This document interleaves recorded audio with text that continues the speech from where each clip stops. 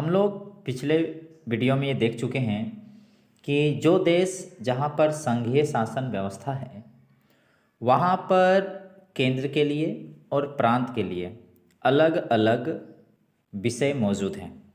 कुछ कुछ ऐसे विषय हैं जिन पर केंद्र का भी महत्व होता है और राज्य का भी महत्व होता है।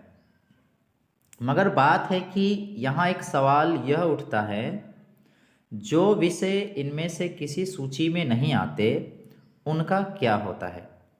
मतलब ऐसे विषय जो ना तो संघ के क्षेत्र में आते हैं और ना ही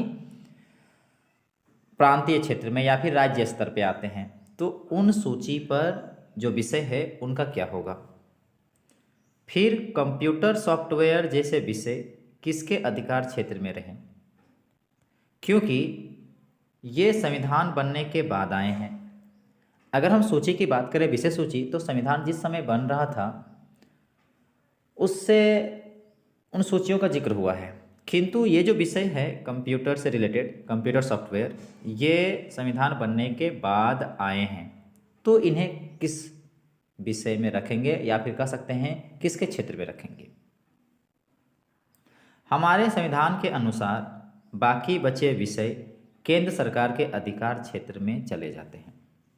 देखिए लिखा है हमारे संविधान के अनुसार, अगर हम चलें, हमारे संविधान के अनुसार चलें तो बाकी बचे विषय, जिस समय संविधान बन रहा था तो उस समय विषयों को बांटा गया है। अब उसके बाद अगर बाद में कोई अगर विषय आते हैं तो सीधे कहाँ चले जाएंगे, वो केंद्र सरकार के अधिकार क्षेत्र में चले जाते हैं। ये भी संविधान के अनुसार ही जिक्र है। हमने ऊपर देखा कि सबको साथ लेकर चलने की नीति मानकर बनी अधिकतर बड़ी संघीय व्यवस्थाओं में साथी इकाइयों को बराबर अधिकार नहीं मिलते। देखिए ध्यान से क्या लिखा है। मतलब हम लोग ऊपर देखा कि सबको साथ लेकर चलने की नीति मानकर जो बनी अधिकतर बड़ी जो संघीय व्यवस्थाओं में क्या देखने को मिलता है, जो इकाई होते हैं ना उसमें जो जिसमें जुड़े हुए हैं, नीति में जो जो इकाई जुड़े हुए हैं सबको बराबर अधिकार नहीं मिलते। जैसे अभी हम भारत का ही बात करते हैं, भारतीय संघ के सारे राज्यों को भी बराबर अधिकार नहीं है। देखिए भारत के सभी राज्यों को बराबर अधिकार नहीं है। कुछ राज्यों को विशेष दर्जा प्राप्त है, जैसे कि असम का, नागालैंड का, अरुणाचल प्रदेश और मिजोरम, इनको विशेष अधिकार प्राप्त हैं।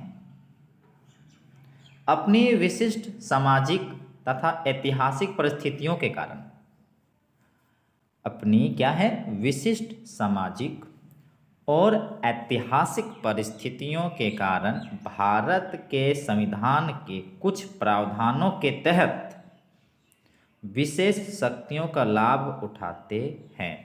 मतलब इन राज्यों में जिसका क्या कहते हैं, विशेष अधिकार दिए गए हैं, उनको ये अधिकार कहाँ से मिला है, उनकी विशिष्ट सामाजिक और ऐतिहासिक परिस्थितियों के कारण, और उनको संविधान द्वारा कुछ विशेष प्रावधान मिले हैं, और ये संविधान अनुच्छेद 371 के अनुसार उनको ये शक्तियां मिलता है जिसका वो लाभ उठाते हैं।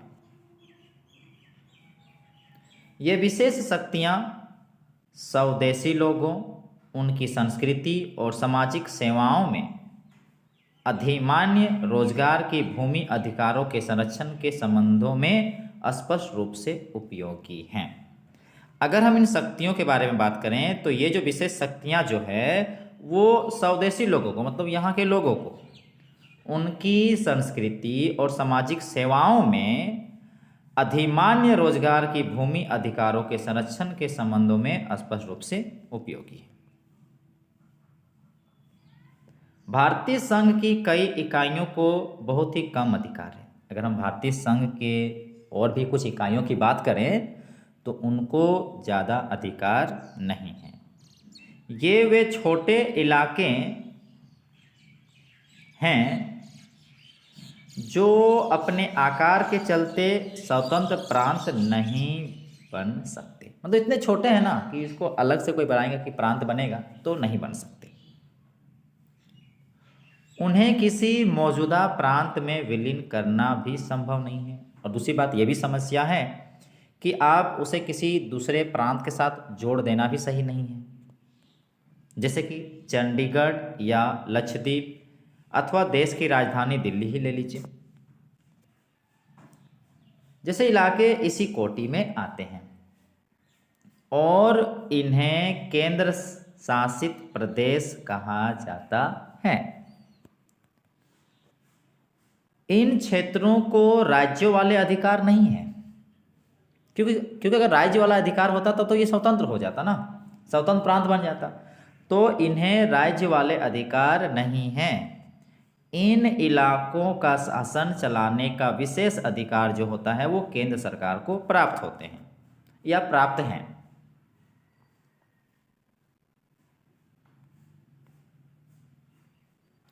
केंद्र और राज्य सरकारों के बीच सत्ता का यह बंटवारा, देखिए सत्ता का बंटवारा हुआ है, केंद्र का अलग, राज्य सरकार का अलग। तो यह बंटवारा हमारे संविधान की बुनियादी बात है। मतलब हमारा संविधान जो बना है इसका जो बुनियादी बात जो है हम बात करेंगे, जहाँ से इसकी बुनियादी उठती हैं तो यहीं से है कि जो अधिकार हैं या जो विशेष सत्ता है वो दो भागों में बटेगा, केंद्र का अलग, राज्य सरकार का अलग। ठीक है। तो बात उठता है कि अधिकार को बांटना, तो अधिकारों को इस बंटवारे में बदलाव करना आसान नहीं है। अगर उसको फिर बदलाव करें तो इतनी आसान नहीं है। तो कह सकते हैं अधिकारों के इस बंटवारे में बदलाव करना आसान नहीं है। अकेले संसद इस व्यवस्था में बदलाव नहीं कर सकती। और यदि मान लेते हैं कुछ अधिकारों का बदलाव करना है तो सिर्फ अकेले संसद इस व्यवस्था में बदलाव नहीं कर सकती। ऐसे किसी भी बदलाव को पहले संसद के दोनों सदनों में, ठीक है, दोनों सदनों में 2/3 बहुमत से मंजूर किया जाना होता है। जैसे कोई भी चीज़ की बदलाव करना है ना, तो देश के जो 2 सदन होते हैं उन दोनों सदनों में लोगों के द्वारा, माने वहाँ पर जो सदन के जो लोग हैं उनके द्वारा 2/3 बहुमत होना चाहिए उस बदलाव के पक्ष में। ठीक, तब जाके बदलाव की बातें उठ सकती है।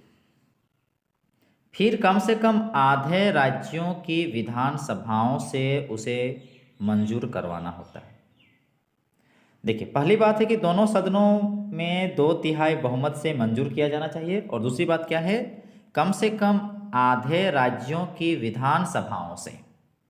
ठीक है, आधे राज्यों की विधानसभाओं से उसे मंजूर करवाना होता है, तब जाके बदलाव आता है।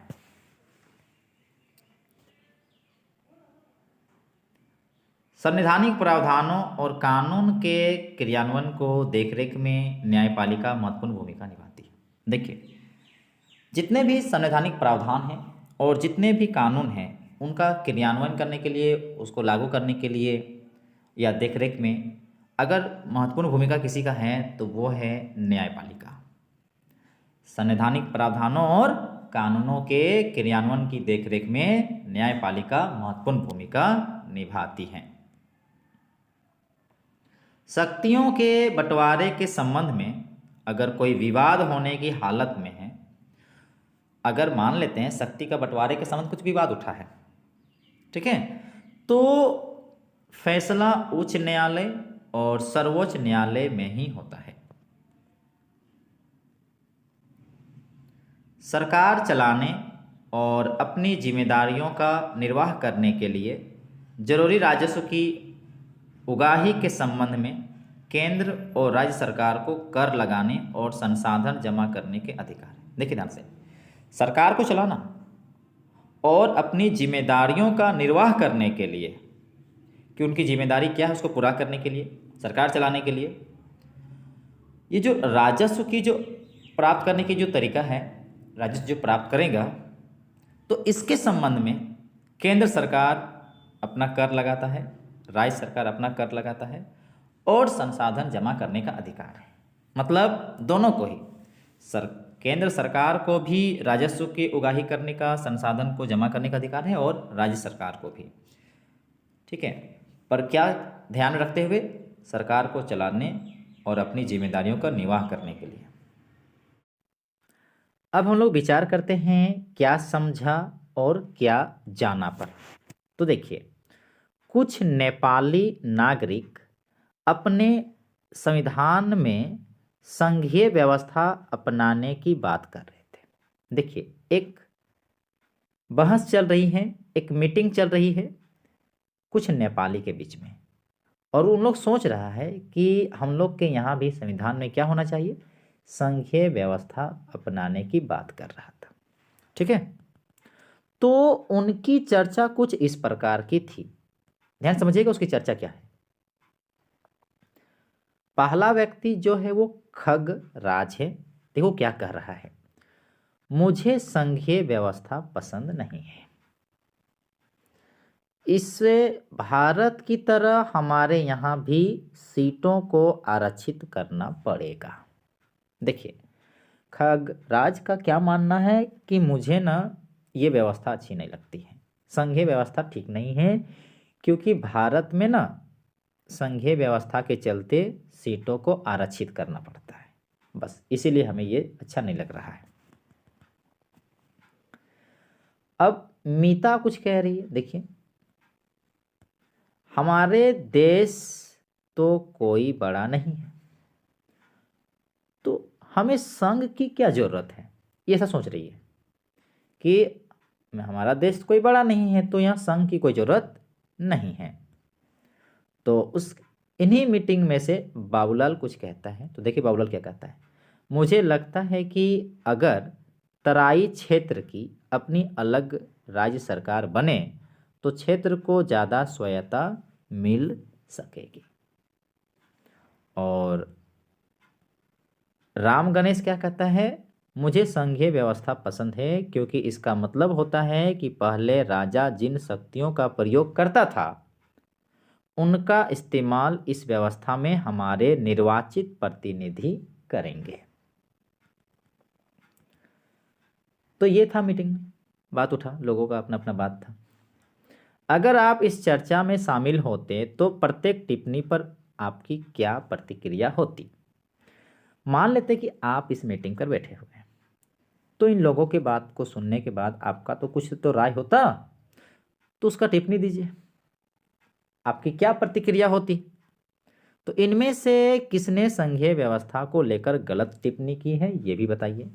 तो देखिए, अगर हम यहाँ अपना व्यक्तिगत राय लें, व्यक्तिगत राय, तो जहाँ तक मुझे लगता है कि खगराज ने भी कुछ हद तक गलत ही कहा है, क्योंकि भारत में अगर कुछ सीटों का आरक्षित करना पड़ा है तो क्यों, विशेष प्रांतों को, लोगों को उठाने के लिए उन्हें विशेष आरक्षित इसलिए करना पड़ रहा है ताकि समानता ला सके, एक उनकी स्थिति को उठाने के लिए ऐसा किया गया है। सभी सिचुएशनों को, हालातों को देखते हुए डिसीजन लिया गया है, इसलिए उनका मानना हमें जहाँ तक लगता है गलत है। उसी प्रकार अगर हम मीता की बात करें तो यहाँ भी इनके बातों में भी थोड़ा हमें लगता है कि गलत है, क्योंकि ये जरूरी नहीं है कि जो देश छोटा हो वहाँ संघ नहीं होगा, मायने ये रखता है कि उसके आंतरिक भाग में किस तरह का माहौल है।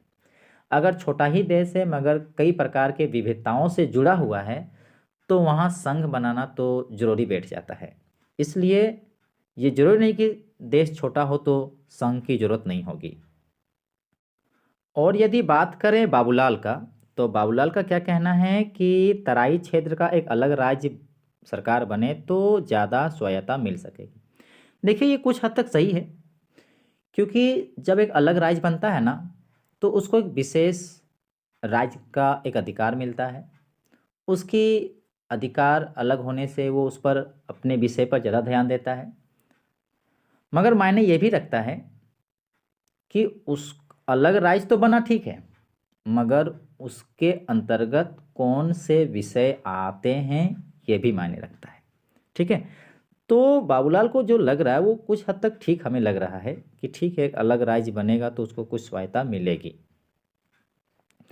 अब रही बात राम गणेश का, तो राम गणेश ने जो विचार रखा है इससे तो हम सहमत हैं, क्योंकि पहले जब शासन हुआ करता था राजा का, तो राजा के पास ही सारे शक्तियाँ होती थी, जो भी डिसीजन वगैरह लेता था।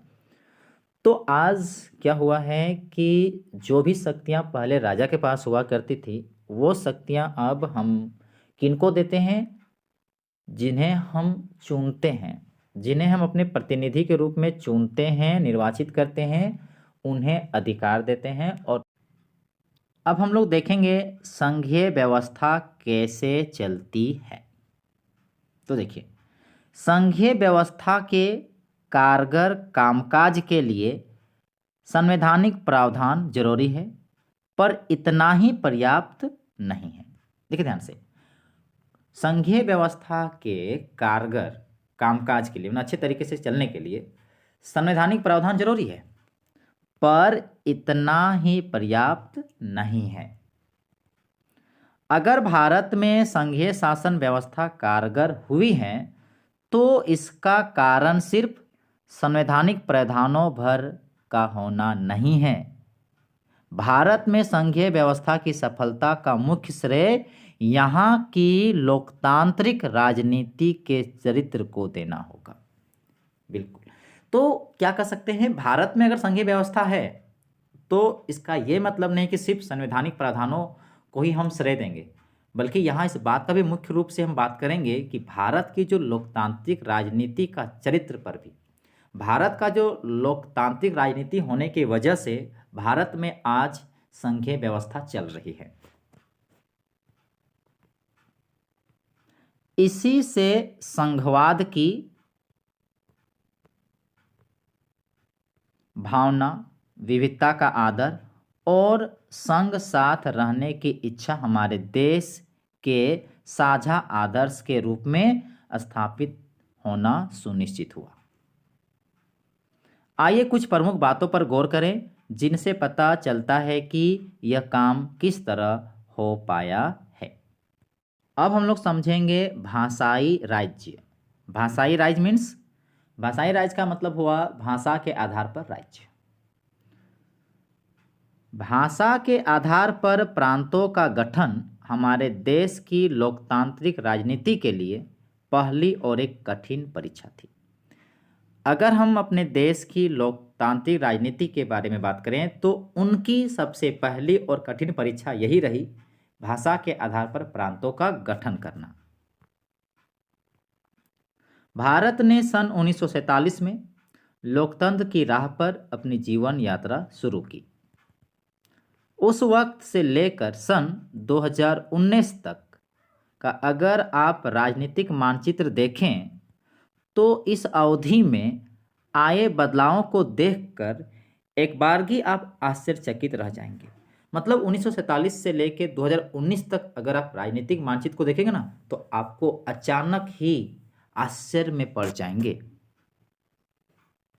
अनेक पुराने प्रांत गायब हो गए और कई नए प्रांत बनाए गए आपको देखने को मिलेगा। कई प्रांतों की सीमाएं, क्षेत्र और नाम भी बदल गए। नए राज्यों को बनाने के लिए 1950 के दशक में भारत के कई पुराने राज्यों की सीमाएं बदली। देखिए, नए राज्य बनाने के लिए क्या हुआ, 1950 के दशक में भारत के कई पुराने राज्यों की जो सीमाएं हैं उसको बदला गया। ऐसा यह सुनिश्चित करने के लिए किया गया कि एक भाषा बोलने वाले लोग एक राज्य में आ जाएं। इसके बाद कुछ अन्य राज्यों का गठन भाषा के आधार पर नहीं बल्कि संस्कृति, भूगोल अथवा जातीयताओं की विविधता को रेखांकित करने और उन्हें आदर देने के लिए किया गया। मतलब बाद में क्या हुआ, भाषा को ध्यान में रखते हुए राज्य नहीं बना है बल्कि किस चीज़ को ध्यान में रखते हुए नए राज्य बनाए गए हैं, उनकी संस्कृति को देखते हुए, उनके भूगोल को देखते हुए और जातीयताओं की विविधता को देखते हुए। तो उनके कुछ उदाहरण हैं, इनमें नागालैंड, उत्तराखंड और झारखंड जैसे राज्य शामिल हैं। जब एक भाषा के आधार पर राज्यों के गठन की बात उठी शुरुआत में, तो कई राष्ट्रीय नेताओं को डर था कि इससे देश टूट जाएगा। केंद्र सरकार ने इसी के चलते राज्यों का पुनर्गठन कुछ समय के लिए टाल दिया था। पर हमारा अनुभव बताता है कि भाषावार राज्य बनने या कह सकते बनाने से देश ज़्यादा एकीकृत और मजबूत हुआ। इससे प्रशासन भी पहले की अपेक्षा कहीं ज़्यादा सुविधाजनक हो गया। तो कह सकते हैं कि भाषा के आधार पर राज्य बनने से कहीं ना कहीं एक सकारात्मक पक्ष हुआ है और एक सही दिशा में ये बना है, क्योंकि इससे क्या हुआ, देश ज़्यादा एकीकृत हुआ, मजबूत हुआ और प्रशासन में भी कहीं ना कहीं ज़्यादा सुविधा हुआ है। अब हम लोग समझेंगे भाषा नीति। तो क्या है भाषा नीति, आइए उसको समझते हैं। भारत के संघीय ढांचे की, भारत ने जो संघीय शासन अपनाया, तो संघीय ढांचे की दूसरी परीक्षा भाषा नीति को लेकर हुई। हमारे संविधान में किसी एक भाषा को राष्ट्रभाषा का दर्जा नहीं दिया गया है। मतलब हमारे संविधान में भारत में कोई ऐसी भाषा नहीं है जिसे राष्ट्रभाषा का दर्जा दिया गया हो। हिंदी को राजभाषा माना गया, पर हिंदी सिर्फ 40% भारतीयों की मातृभाषा है। हिंदी को राजभाषा माना गया है, परंतु हिंदी सिर्फ क्या है, 40%, यानी कि लगभग 40% लगभग में भारतीयों की मातृभाषा है। इसलिए अन्य भाषाओं के संरक्षण के अनेक दूसरे उपाय किए गए हैं। मतलब अन्य भाषाओं के संरक्षण के लिए भी उपाय किए गए हैं। संविधान ने हिंदी के अलावा अन्य 21 भाषाओं को अनुसूचित भाषा का दर्जा दिया गया है। हमारे संविधान में अगर बात करें तो हिंदी के अलावा और भी अन्य जो 21 भाषाओं हैं जिनको अनुसूचित भाषा का दर्जा दिया गया है। केंद्र सरकार के किसी पद का उम्मीदवार, केंद्र सरकार के किसी पद का उम्मीदवार इनमें से किसी भी भाषा में परीक्षा दे सकता है। मतलब केंद्र सरकार के किसी पद का अगर कोई उम्मीदवार चाहता है कि परीक्षा दे, तो वो किसी भी भाषा में परीक्षा दे सकता है, बशर्ते उम्मीदवार इसको विकल्प के रूप में चुने। मतलब जो उम्मीदवार है उन भाषा में उसको चुनना होना चाहिए और उस भाषा के हिसाब से वो परीक्षा दे सकता है। राज्यों की भी अपनी राज्य भाषाएं हैं। अगर हम भारत में देखा जाए तो राज्यों के भी अपनी राजभाषाएं हैं। राज्यों का अपना अधिकांश काम अपनी राजभाषा में ही होता है। राज्य का जो अधिकतर काम होता है ना, अधिकतर काम राजभाषा में ही होता है। श्रीलंका के ठीक उलट हमारे देश के नेताओं ने हिंदी के उपयोग को बढ़ावा देने के मामले में बहुत सावधानी भरा व्यवहार किया। देखिए, श्रीलंका से उल्टा हमारे देश के नेताओं ने हिंदी के उपयोग को बढ़ावा देने के मामलों में बहुत सावधानी भरा व्यवहार किया। संविधान के अनुसार सरकारी कामकाज की भाषा के तौर पर अंग्रेजी का प्रयोग 1965 में बंद हो जाना चाहिए था। संविधान के अनुसार देखा जाए तो सरकारी कामकाज की भाषा के तौर पर अंग्रेजी का प्रयोग 1965 में बंद हो जाना चाहिए था, पर अनेक गैर हिंदी भाषी प्रदेशों ने, जहां पर हिंदी नहीं बोला जाता है, ऐसे प्रदेशों ने मांग किया कि अंग्रेजी का प्रयोग जारी रखा जाए। इसलिए सरकारी कामकाज पर भी अभी भी अंग्रेजी भाषा का प्रयोग होता है। तमिलनाडु में तो इस मांग ने उग्र रूप ले लिया था। तमिलनाडु ने तो इस मांग को पूरा उग्र रूप ले लिया था कि नहीं, अंग्रेजी होना चाहिए। केंद्र सरकार ने हिंदी के साथ साथ अंग्रेजी को राजकीय कामों में प्रयोग की अनुमति देकर इस विवाद को सुलझाया। अंत में तब केंद्र सरकार ने क्या किया, इस उग्र को रोकने के लिए हिंदी के साथ साथ अंग्रेजी को भी राजकीय कामों में इंग्लिश भाषा का प्रयोग को अनुमति दे दिया, जिससे क्या हुआ, विवाद को सुलझाया। अनेक लोगों का मानना था कि इस समाधान से अंग्रेजी भाषी अभिजन को लाभ पहुंचेगा। मैंने बहुत सारे लोगों को लगा कि नहीं, इसमें जो अंग्रेजी भाषी है ना, उनको लाभ पहुंचेगा। राजभाषा के रूप में हिंदी को बढ़ावा देने की भारत सरकार की नीति बनी हुई है, पर बढ़ावा देने का मतलब यह नहीं कि केंद्र सरकार उन राज्यों पर भी हिंदी को थोप सकती है जहां लोग कोई और भाषा बोलते हैं। देखिए, यहाँ पर एक बात यहाँ बोलना चाहेंगे, राजभाषा के रूप में हिंदी को बढ़ावा देने की भारत सरकार की नीति बनी है, परंतु इस बढ़ावा का ये मतलब नहीं है कि केंद्र सरकार ऐसे राज्यों पर भी हिंदी भाषा थोप दिया जाए जहां पर लोग अन्य भाषा बोलते हैं। भारतीय राजनेताओं ने इस मामले में जो लचीला रुख अपनाया, भारतीय राजनेताओं ने इस मुद्दे पर, इस मामले पर एक लचीला रुख अपनाया है, उसी से हम श्रीलंका जैसी स्थिति में पहुंचने से बच गए। मतलब कहने का मतलब है कि राजनेताओं ने इसे लचीला रूप लिया, इस वजह से हम लोग क्या है कि श्रीलंका जैसे सिचुएशन नहीं आया है, नहीं तो श्रीलंका जैसे सिचुएशन आ जाता, मतलब यहाँ पर भी वैसी स्थिति आ जाती जैसा श्रीलंका की स्थिति थी, भाषा को लेके विवाद जो बनी हुई है। तो इसलिए कहीं ना कहीं भारतीय राजनेताओं का लचीला रुख अपनाना भी कहीं ना कहीं हम लोगों के लिए एक बेहतर स्थिति आई है कि यहाँ पर श्रीलंका जैसी स्थिति नहीं बनी हुई है। अब समझेंगे केंद्र राज्य संबंध। क्या है केंद्र राज्य संबंध? केंद्र राज्य संबंधों में लगातार आए बदलाव का यह उदाहरण बताता है कि व्यवहार में संघवाद किस तरह मजबूत हुआ है। देखिए ध्यान से, केंद्र राज्य के बीच में हम लोग संबंध पढ़ने वाले हैं, और केंद्र राज्य संबंधों में लगातार आए बदलाव, मतलब बार बार ये देखने को मिला है केंद्र और राज्य के संबंधों में बदलाव। तो केंद्र राज्य जो संबंधों में बदलाव जो आए हैं, यह उदाहरण बताता है कि व्यवहार में संघवाद किस तरह मजबूत हुआ है।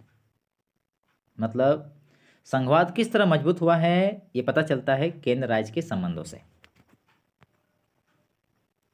सत्ता की साझेदारी की संवैधानिक व्यवस्था वास्तविकता में कैसा रूप लेगी, यह ज़्यादातर इस बात पर निर्भर करता है कि शासक दल और नेता किस तरह इस व्यवस्था का अनुसरण करते हैं। देखिए, सत्ता की जो साझेदारी है और उसकी जो किस तरह की संवैधानिक व्यवस्था होगी, तो वास्तविकता में कैसा रूप लेगा, ये व्यवस्था ज़्यादातर इस बात पर निर्भर करता है कि जो शासक दल हैं और नेता जो हैं किस तरह की व्यवस्था का अनुसरण करते हैं।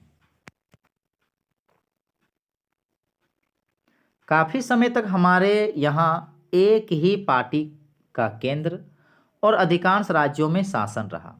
अगर हम अपने देश की बात करें तो काफ़ी समय तक हमारे यहाँ क्या रहा, एक ही पार्टी का केंद्र और अधिकांश राज्यों में शासन रहा। इसका व्यवहारिक मतलब यह हुआ कि राज्य सरकारों ने स्वायत्त संघीय इकाई के रूप में अपने अधिकारों का प्रयोग नहीं किया। अगर एक ही पार्टी का केंद्र रहा, अधिकांश राज्यों में शासन रहा, तो इसका मतलब यही हुआ ना, व्यवहारिक तौर से मतलब अगर बात किया जाए तो राज्य सरकारों ने जो स्वायत्त संघीय इकाई के रूप में अपने अधिकारों का प्रयोग नहीं किया, मतलब राज्य सरकार को अपने अधिकार का कोई प्रयोग नहीं किया। जब केंद्र और राज्य में अलग अलग दलों की सरकारें रही तो केंद्र सरकार ने राज्यों के अधिकारों की अनदेखी करने की कोशिश की। देखिए, जब केंद्र और राज्य में अलग अलग दलों की सरकारें रही तो केंद्र सरकार ने क्या किया, राज्यों के अधिकारों की अनदेखी करने की कोशिश की। उन दिनों केंद्र सरकार अक्सर संवैधानिक प्रावधानों का दुरुपयोग करके विपक्षी दलों की राज्य सरकारों को भंग कर देती थी। यह संघवाद की भावना के प्रतिकूल काम था। मतलब ये देखिए, संघवाद की जो व्यवस्था है ना, ऐसी नहीं है, मतलब उसके, ये कह सकते हैं उसके विपरीत है। तब क्या हुआ देखिए, 1990 के बाद यह स्थिति काफी बदल गई। अब वो स्थिति नहीं रही जैसा पहले था। 1990 में ये स्थिति बदल गई। इस अवधि में देश के अनेक राज्यों में क्षेत्रीय दलों का उदय हुआ। क्या हुआ, अलग अलग राज्यों में अलग अलग क्षेत्रीय दलों का उदय हुआ। यही दौर केंद्र में गठबंधन सरकार की शुरुआत की भी थी। इसी दौर में क्या हुआ, केंद्र में गठबंधन सरकार की भी शुरुआत हुई थी। चूंकि किसी एक दल को लोकसभा में स्पष्ट बहुमत नहीं मिला। लोकसभा अगर कोई एक पार्टी एक दल को मिलता तो ठीक है, वो सत्ता पार्टी बनता, किंतु किसी को एक सत्ता में आने के लिए जितना बहुमत मिलना चाहिए, मतलब कहने मतलब जितना मत मिलना चाहिए, लोकसभा में शासन करने वाले को, दल को जितना मत मिलना चाहिए उतना नहीं मिला। तो इससे क्या हुआ, तो कैसे शासन चलेगा, तो विभिन्न पार्टियां मिला, है ना। इसलिए प्रमुख जो है राष्ट्रीय पार्टियों को क्षेत्रीय दलों समेत अनेक पार्टियों का गठबंधन बनाकर सरकार बनानी पड़ी। ऐसे सिचुएशन में क्या हुआ कि जो प्रमुख राष्ट्रीय पार्टियां था ना, वो क्षेत्रीय दलों के साथ मिलके, अनेक पार्टियों के साथ मिलके गठबंधन सरकार बनानी पड़ी। मतलब कई पार्टी मिलके शासक, देश के शासन के लिए पार्टी तैयार किया, जिसको कहेंगे गठबंधन सरकार। इससे सत्ता में साझेदारी और राज्य सरकारों की स्वायत्तता का आदर करने की नई संस्कृति पनपी। इससे क्या हुआ, सत्ता में तो साझेदारी आया ही, और राज्य सरकार की जो स्वायत्तता है, उसकी जो अधिकार है, उसके जो क्षेत्र हैं, उनकी जो, कहने का मतलब है कि उसको जो अधिकार है उनका भी कहने का मतलब आदर हुआ, एक नई संस्कृति पनपी। इस प्रवृत्ति को सुप्रीम कोर्ट के एक बड़े फैसले से भी बल मिला। सुप्रीम कोर्ट ने भी इस पर स्वीकृति दिया, तो कहने का मतलब है कि इसमें एक बल मिला इस प्रकार के सरकार पर। इस फैसले के कारण राज्य सरकार को मनमाने ढंग से भंग करना केंद्र सरकार के लिए मुश्किल हो गया। अब जब फैसला बना तब राज्य सरकार को जो मनमाने ढंग से केंद्र सरकार जो भंग करता था, अब वैसा तो नहीं कर पाएगा, मुश्किल हो गया केंद्र सरकार को। इस प्रकार आज संघीय व्यवस्था के तहत सत्ता की साझेदारी संविधान लागू होने के तत्काल बाद वाले दौर की तुलना से ज़्यादा प्रभावी है। अगर हम बात करें सत्ता की साझेदारी या संघीय व्यवस्था का, तो जिस समय संविधान लागू हुआ था और उसके बाद जो तत्काल हुआ था, तो उससे कहीं ज़्यादा आज वाला जो व्यवस्था है ज़्यादा प्रभावी है उसके तुलना में। एक बार फिर हम लोग गठबंधन सरकार की परिभाषा को समझते हैं। तो देखिए, एक से ज़्यादा राजनीतिक पार्टियों द्वारा साथ मिलकर बनाई गई सरकार को गठबंधन सरकार कहते हैं। देखिए ध्यान से, क्या होता है कि एक से ज़्यादा राजनीतिक पार्टियां जब मिलकर, है ना, सरकार बनाती है तो इसे ही क्या कहते हैं, गठबंधन सरकार कहते हैं। आमतौर पर गठबंधन में शामिल दल, गठबंधन में जो दल शामिल होते हैं ना, एक राजनीतिक गठजोड़ करते हैं, एक मिल के क्या करते हैं, राजनीतिक गठजोड़ बनाते हैं और एक साझा कार्यक्रम स्वीकार करते हैं, और सभी मिल के क्या करते हैं, एक साझा कार्यक्रम स्वीकार करते हैं। देखिए यहाँ पर एक प्रश्न है, आप यह कह रहे हैं कि क्षेत्रवाद लोकतंत्र के लिए अच्छा है, क्या आप गंभीरता से ऐसा कह रहे हैं?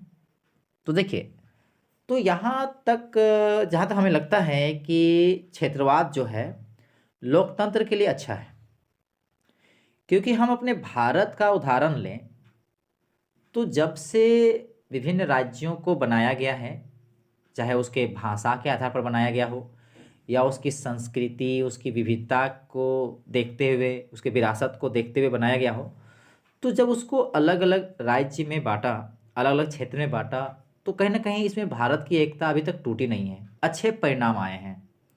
तो जहाँ तक लगता है कि हाँ, क्षेत्रवाद लोकतंत्र के लिए अच्छा है।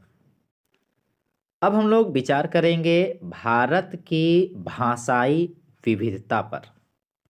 ठीक है, तो भारत में कितनी भाषाएं हैं, जरा सोचिए। इसका जवाब इस बात पर निर्भर करता है कि आप भाषाओं की गिनती किस तरह करते हैं। इस बारे में अधिकृत नवीनतम सूचना 2011 की जनगणना के आंकड़ों से हासिल होती है। देखिए, 2011 में जो जनगणना हुआ, उस आंकड़ों से ये पता चलता है कि भाषाओं का, कि कितनी भाषाएं हैं। इस जनगणना में लोगों ने 1300 से ज़्यादा अलग अलग भाषाओं को अपनी मातृभाषा के रूप में दर्ज कराया था।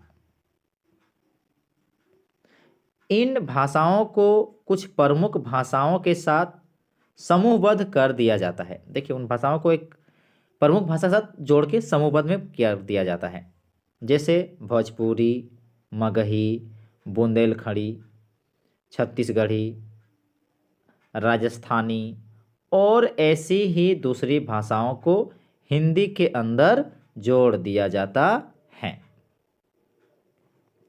ऐसी समूहबद्धता के बाद भी जनगणना में 121 प्रमुख भाषाएं पाई गई। इनमें से 22 भाषाओं को भारतीय संविधान की 8वीं अनुसूची में रखा गया है। ठीक है, यानी कि अगर हम बात करें तो 22 भाषाओं को भारतीय संविधान की 8वीं अनुसूची में रखा गया है, और इसी कारण इन्हें अनुसूचित भाषाएं कहा जाता है। और बाद बाकी जितने हैं, बाकी को गैर अनुसूचित भाषा कहते हैं। भाषा के हिसाब से भारत दुनिया का संभवतः सबसे ज़्यादा विविधता वाला देश है। देखिए, भाषा के लिहाज से देखा जाए तो भारत जो है दुनिया का लगता है सबसे ज़्यादा विविधता वाला देश है। साथ लगी सूची को देखने पर, यहाँ पर देखिए सूची दी गई है, यह स्पष्ट हो जाएगा कि कोई एक भाषा बहुसंख्यक भारतीयों की मातृभाषा नहीं है। सबसे बड़ी भाषा हिंदी भी सिर्फ 41% लोगों की ही मातृभाषा है। अगर दूसरी और तीसरी भाषा के तौर पर हिंदी जानने वालों की संख्या भी जोड़ दी जाए तो भी 2011 में यह संख्या 50% से कम ही थी।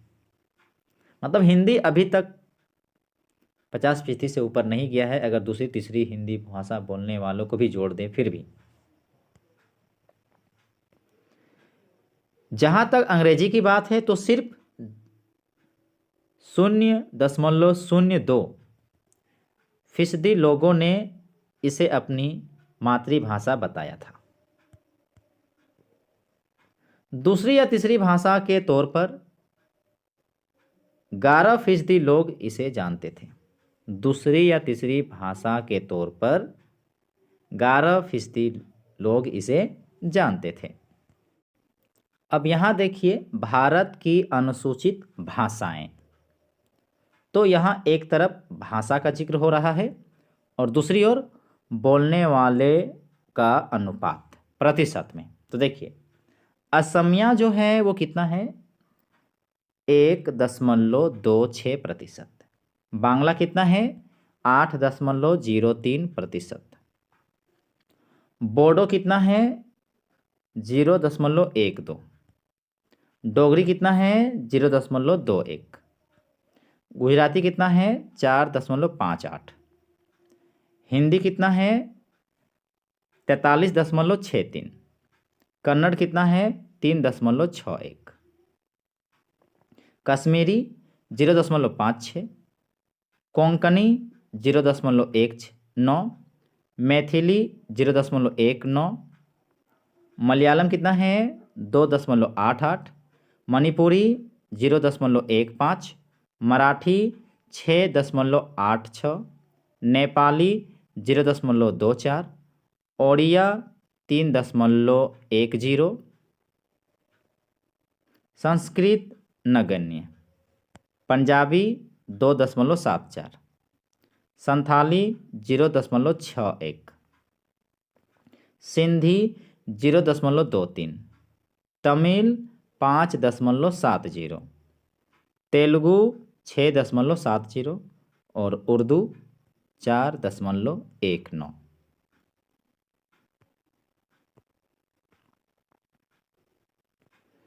इस सूची को गौर से देखें, लेकिन इसे याद करने की ज़रूरत नहीं है। ये चूँकि जनगणना के हिसाब से लिखा गया है, इसे याद करने की ज़रूरत नहीं है।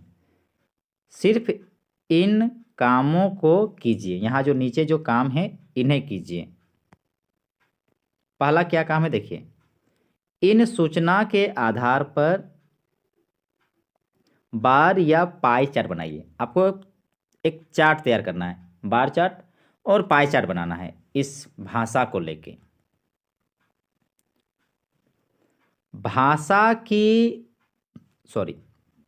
भारत की भाषाई विविधता को दर्शाने वाला एक नक्शा बनाइए। मतलब भारत का एक नक्शा तैयार कीजिए जिसमें भारत की भाषा की विविधता का जिक्र हो। उसमें